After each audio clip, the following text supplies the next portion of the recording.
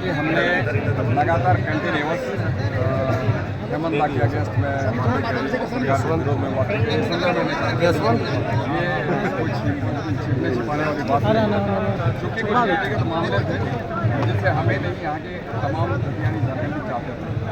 उसकी खतियान के आधार पर स्थान नीति बने, नियोजन नीति बने और उसके साथ में ही हमारे यहाँ के लोग जो हैं नियोजित कराए गए।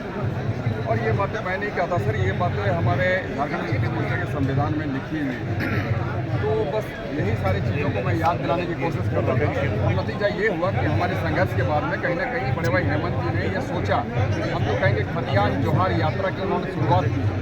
इसके साथ साथ में खतियान आधारित कैसे बने इसको लेकर उन्होंने पहल किया, कैबिनेट में लाया। उसके बाद में उन्होंने विधानसभा में लाकर उसे विधेयक बनाकर पारित करते हुए राजभवन तक पहुँचाने का काम किया। ये बातें अलग हुई कि राजभवन में इसे एक सिरे से खारिज किया गया। तो हम समझते हैं कहीं ना कहीं हमारे यहाँ के जो विपक्षी दल हैं जिनके द्वारा ऐसा करना संभव हुआ है, जो कि तकलीफ देह है। अगर हमारे विपक्षी दल इस तरीके से साजिश से नहीं रचते, हम समझते हैं कि ये सारी नीतियाँ धरातल पर उतरती और हमारे यहाँ के लोगों को इसका फ़ायदा मिलता।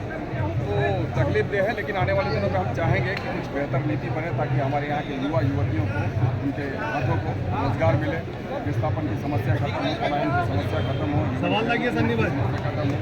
तो ये तमाम समस्याएं हैं जो कि चैलेंजिंग है। हम तो कहेंगे यहाँ शिक्षा चिकित्सा की जो स्थिति है वो भी बेहतर बने। उसके बाद में हमारी महिला स्वावलंबन की दिशा में जो प्रयास किया जा रहा है बड़े भाई हेमंत जी के द्वारा, तो वो बेहतर तरीके से हमारे धरातल पर उतरे ताकि हमारी माँ बहनें अपने पैरों पर खड़ी हो सकें। जयराम के साथ में कदम से कदम मिलाकर चल रहे थे, अब जयराम के खिलाफ आपको प्रचार करना पड़ा। कदम से कदम मिलाने की बात नहीं है सर, विचारें होती हैं। जब विचारें मिलती है तो कहीं ना कहीं थोड़ा सा जुड़ाव हो जाता है, पर ऐसी बात नहीं है। आज कहीं ना कहीं ऐसे लोग पूरी तरीके से भटक चुके हैं। आप आए दिन मीडिया और सोशल मीडिया के माध्यम से देखने सुनने को मिलता होगा। 1932 को लेकर के आपने विरोध किया था कि 1932 लागू होगा तो फिर हम जेएमएम में वापसी करेंगे, नहीं होगा तो नहीं।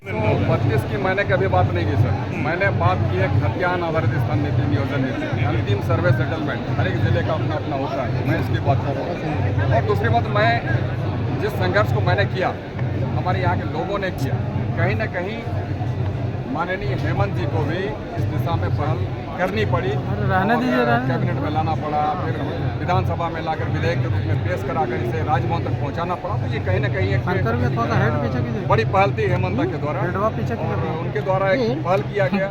मैं इसे तवज्जो देता हूँ, उसकी मैं वंदना करता हूँ, प्रशंसा करता हूँ। इसलिए सिल्ली को सुदेश महतो जी ने सुंदर सुशील क्षेत्र बनाया है। वो बोलते हैं कि अमित महतो के रहते कुछ नहीं हुआ, खाली विकास की गंगा नहीं बही है बल्कि भ्रष्टाचार हुआ है।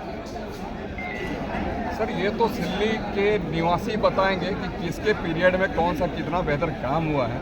हमारे जो 14 से 19 के पीरियड में उस वक्त क्या हुए थे और 19 से 24 का जो ये पीरियड रहा माननीय जी का, तो उसके पीरियड में क्या हुआ ये वहाँ के जनता बताएंगे और ये आने वाले दिनों में देखिएगा सर।